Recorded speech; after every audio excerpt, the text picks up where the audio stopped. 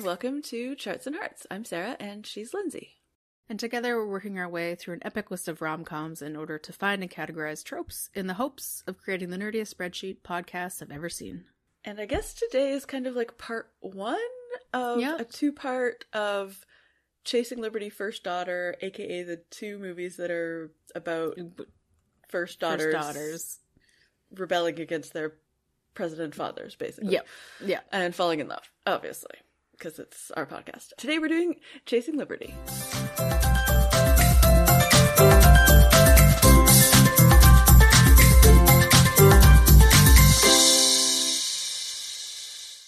Hooray! They're both 2004, right? Both 2004. Spoilers for both of them that they both hook up with a Secret Service agent that is supposed to be protecting them, that they don't know is a Secret Service agent. And yeah, Chasing Liberty is the Mandy Moore one.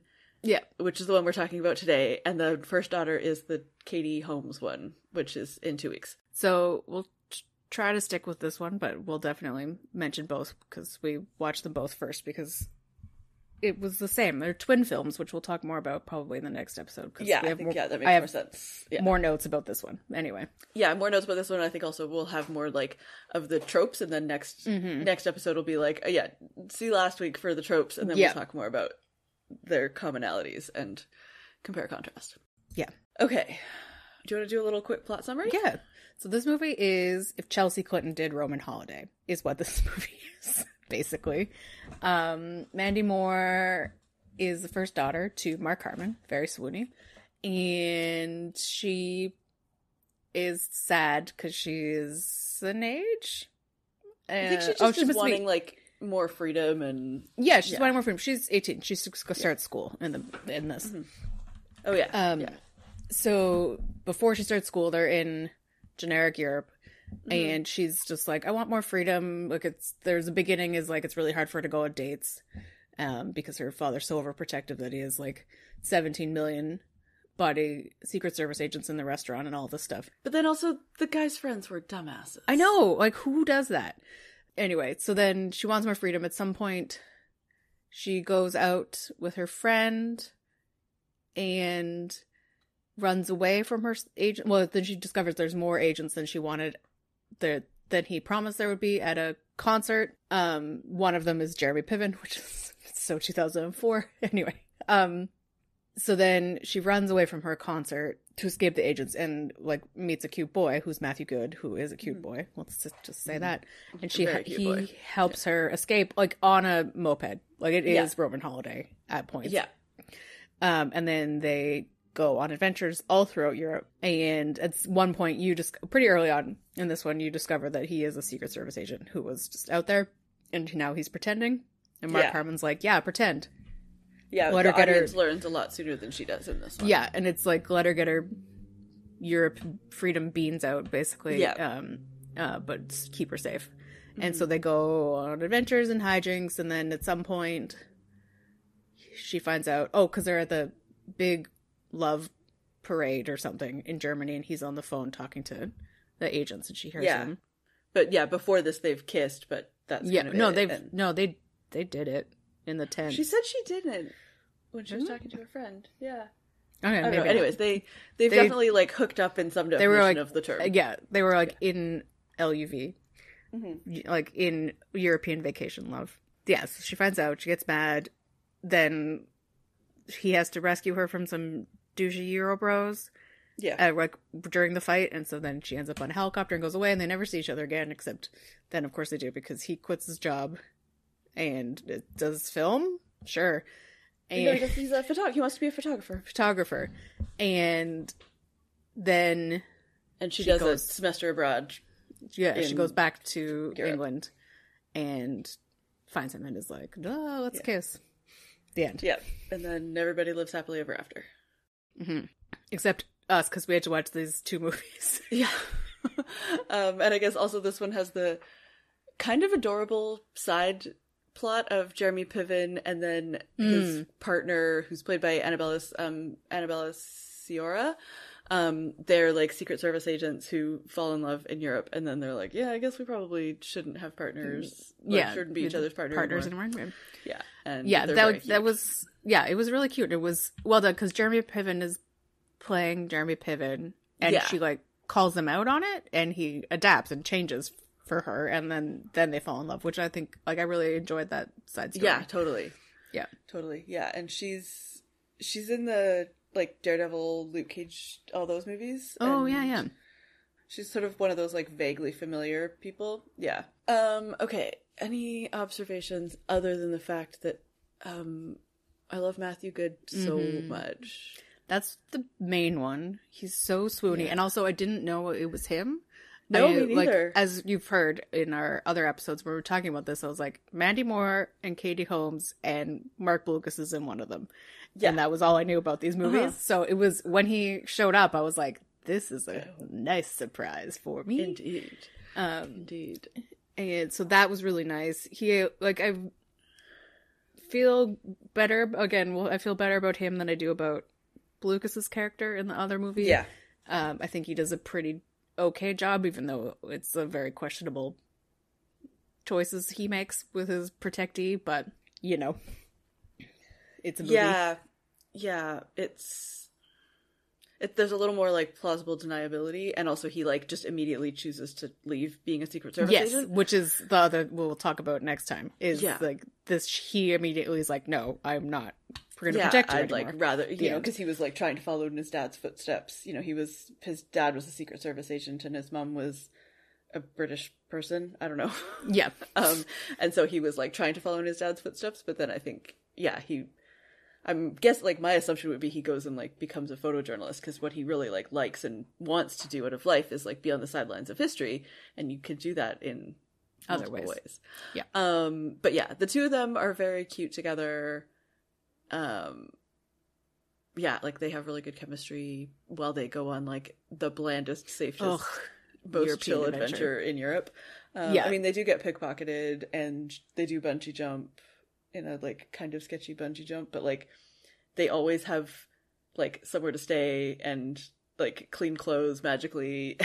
And nice people. All the people are nice. Even the pickpocketer is nice. And also like he steals their money but not their ID, and then they're able to still get around for reasons, movie reasons. This is in the Shenzhen zone, so they wouldn't have needed their passport to. No, they wouldn't need passports, but just there was no like he stole my wallet. It was just money. So it's like nothing else. Like there was no like credit card concerns or anything. Like that's true. Yeah, they didn't have to deal with any like dilemmas of it was just cash that got stolen somehow. Yeah. But and it's just, she's just like, everyone I meet is so nice to me and everything's fine. Even this like large German man who I turned down for sex is like, okay, and walks away. And you know, like it's really bland. And they get like welcomed into this like random people's home as like fake married people, which we'll get to, and they like can't pay the gondola driver, but he offers to do it anyways because of true love. And it's like so safe and chill. She's a little bit whiny because it's like, your life's not that bad, just like like accept it and figure out how you can live a life that you're happy with. I mean, I think in both of these, especially compared to, I don't really remember how it was for Chelsea Clinton, but compared to like Sasha and Malia, who I think, you know, were also kind of around that same age, like starting, like finishing high school, starting college, like the paparazzi in these movies is so much more extreme than what Sasha and Malia dealt with, because their dad like made the laws stronger to protect them and like protect their privacy. So it's like also advocate, like rather than just advocating for like going to parties, advocate for your dad to like do something about these people better. And I feel like there wasn't a huge amount of paparazzi issues in this one. No, that's true. Yeah, and so it was more he was just concerned about her safety because he was concerned about safety dad. Yeah, because he's Mark Harmon. Yeah, exactly. He's there, and also, you know, when he was a Secret Service agent, he got shot. So you know. FYI, there may be 700 West Wing references in these episodes. But yeah, like, as I was saying, like, as you were saying, I have very little sympathy for her. I'm like, I know she's 18. I know that she's very rich. And so her privilege is out of control. But again, like, I think a lot of it I'm just going to go to Italy with no money and no plans and just, with this random stranger man and just assume that everything's fine. I'm just like, oh, you need to learn more about the world and advocate for your own safety and all of this stuff, but you're just like, everything will be fine because everything's always fine because that's the life I live. Yeah, yeah. And you know, she also has this, like, she doesn't know it at the time, but this Secret Service agent, like, going around with her, so she is actually very safe. Even if she and, like, know it. And obviously, like, doing all these things of, like, making sure she has a place to sleep and all of these things.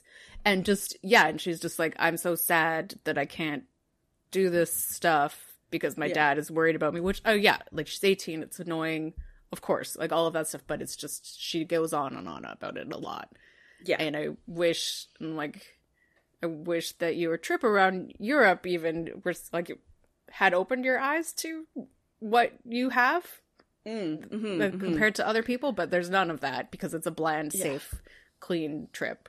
Exactly. And so even the people who, like, when they go to the bungee jumping place and they, like, sleep in people, like, in a caravan, like, tent, like, community kind of thing, they, like, there's nothing discussed about people's different levels of financial security, or, like, and none of that is even touched on at all. So it's just like, she just will never learn that life is different for people, and she has it pretty good because nobody ever talks about it, and everything's fine and great. Amazing. Okay. And then she has she has the people at the end, obviously the douchebag Euro bros, who like are like, oh, go who it is, blah blah blah, and then she has to get rescued. But I'm just like, it is obviously it's a scary situation, and like 100% that it's not a good situation. But I feel like she's also super over dramatic about it. At the end, she's like lying on the grass, and he has to scoop her up, and I'm like, okay. Yeah, like, she doesn't actually get hurt. She's just she's just intimidated. Like intimidated, and then he like punches people. He does the punch. He does the backwards punch. I know, and I'm so attracted to him. But like again, she has people to save her, and like he's there who saves her, and then there's a huge helicopter filled with policemen and Secret Service agents to save her. And I'm like, this is a situation that is terrible for you, and I'm sorry you had to go through it, but you had millions of people and millions of dollars on your side to get you out of this situation. And you will never experience that that's not always the case. Yeah, exactly. So I'm just, I wish that, I don't know. I wish that it was better. Early 2000s. Of course, a white girl's not going to check her privilege. Yeah, of course. Yeah. Okay. Anything else, or should we talk about tropes? The 2000 clothes are amazing. Yes. And that is true. Also, Flotus is lame in this one. She has, like, 2 things she cares about, and that's it. She's just there because they needed him to have a wife. I don't even... Yeah. Exactly. Yeah. Okay. Tropes. So many tropes. We start off with a makeover because she goes from, like, president's daughter at a state event thing to going out on the club with magically she dyed her hair. I don't really know. Yeah, like while they were at a party in Europe, cut it into a shaggy long bob kind of thing. Yep. Yeah. Sure. Yep. Yeah. Good times. Yeah. And then mistaken identity, big lie. I think it's kind of like a combo one. All together. Yeah. Yeah. She just finds him. Of course, we have a super controlling father. That's kind of the point of the whole thing. Yep. Very concerned about lots of things. I don't like this one feels less specific. He's like, no, she has to have millions of agents on her at all times. Yeah. The end. That's it. Like, yeah, I don't know. Generic European spots, which like they're not generic, but they're very like what Americans think Europe is. Yeah, predictable, like the big hits in Europe. The big hits. Yeah. There's also like when they're running, they run over a bridge, and I was like, I'm pretty sure that's where Tom Cruise ran in Mission Impossible. I guess probably Italy, maybe. I don't remember. It doesn't matter. I don't know. Yeah. The gondolas. Yeah, they pretend to be newlyweds to like get a free place to stay, and also they are then forced to kiss, and yeah, it's very tropey. Yeah. There's also, these people are super tropey Europeans, especially the Italians in Venice. Yeah. There's just, like, the disapproving mom who, like, has an adult son. It was just like, oh, mama. And she's like, come on in and have some of my pasta. Like, just, again, it's what America thinks Europe is. And I'm not a European expert, but I'm just like, okay, sure. Yeah, it's an American movie with tropey Europeans. Yeah. The side characters, aka Secret Service agents, get together. Aw. Mm-hmm. So cute. And then, this is a new trope, but will be in both, which is amazing, is the bodyguard lift. He, again, when she gets attacked at the end, he scoops her up. And, you know, it's Kevin Costner, Whitney Houston. Yeah. Just, like, I can't possibly move afterwards, so I need to be scooped up by my bodyguard. My attractive bodyguard. Mm-hmm. Oh yeah, there's like random title cards as they change location. It's just like, oh, we're in blah blah now, or yeah. It's because you couldn't tell that they were in Venice without the title card. Title card? Yeah. Mm-hmm. And then there's a big kiss at the end, which like she goes to him. There's the whole thing about a big gesture. It's not running, but she does go to him, and they do kissing. Lindsay, does this movie pass the Bechdel test? Technically, she has a friend who's there at the beginning, and they to whine to about her freedom. Yeah, and they then talk the about, friend like, partying and stuff. Yeah, disappears completely until the very end, which is also weird, but whatever. It's a choice. Yep. Yeah. So technical pass, but it is her and two boys for the majority of the movie. Okay, let's make a European pie. Okay, so the biggest one is Matthew Goode, Swoon, and he's very charming also. Very charming. His arms and yeah, he's good. Like 40? Yeah. Next up, we've got running through Europe. They just run everywhere. They're running for the train. They're running from the people. They're running. Yeah. 20? 20 is good. Backpacking tropes, which, are also good. I would say 20. Yeah. It's like, 20%, like, staying in a tent, getting a tattoo. I don't know if she gets a tattoo, but they think about getting a tattoo. Like, random weird strangers that have, like, artsy ideas with the stickers and the, like... meeting random friends on the side of the street, and everything's cool. Yeah. And then that leaves us with 20% of rich white girl privilege. Oh, yeah. Because that's an important part of this movie. And then what do you think is next for them? I don't know. He works in London. She went to Oxford for a semester, so that's nice and fine for them. And then we'll see, I guess. She obviously needs to be in America for things, as her father is there. I think her dad already got reelected, so she doesn't actually need to. Yeah, so I don't know. Like, I'm like, they could make it work, but also she's 18 and he's 23? 20, something, 20 something. So, you know, I hope that they have fun with each other and she, like, figures out what she wants in her life. I think, it sounds like for this one, when she went to school, things got a lot better for her. So I hope that helps. I hope that she, whatever rich white girl school she went to, I hope that it helped her open her eyes to things. Can only hope. And then, Lindsay, we kind of talked about this already, but what's officially next for us? Yes, so next we will be talking about First Daughter, and you will hear many of the same tropes and concerns about this movie then, but with probably more complaining because it's not as good. This movie at least is very charming. Yes, it is very charming. It helped, like, Mandy Moore does a pretty good job, even though she's whiny. Matthew Goode is dreamy. Mark Harmon, dreamy. Jeremy Piven, funny. So, yeah, and it's just more dynamic and fun than, and then on our Patreon, because by the time it's time for the Patreon episode this month, it'll be spooky season. Spooky So, we're doing Practical Magic. Yeah. And I'm Which so excited, does tie into our really loosely political themed because Starter Channing's in it, so. Amazing. Yeah, it works. And yes, that brings us to the end of this episode. We would love if you could leave us a rating or a review wherever you get your podcasts, or you can find us on social media at Charts and Hearts Podcast on Instagram and Threads, or at Charts and Hearts on Twitter. You can also head to our website, chartsandhearts.com, where you can submit your suggestions for rom-coms and tropes for us to add to the list. Do you know of other twin films that are rom-coms, aside from the Friends with Benefits, No Strings Attached? Don't worry, we got that already. But other ones would be fun to do, because it's an interesting experience to watch two movies that are exactly the same. Yeah. You can also check out our Patreon at patreon.com/chartsandheartsclub. Practical Magic this month. Last month we did Going the Distance, which was a pretty fun Drew Barrymore movie for Drew Barrymore month. And yeah, lots of fun episodes over there. As always, we'd love to know your thoughts on this movie. Do you have a preference between this one and First Daughter? Which one is your go-to?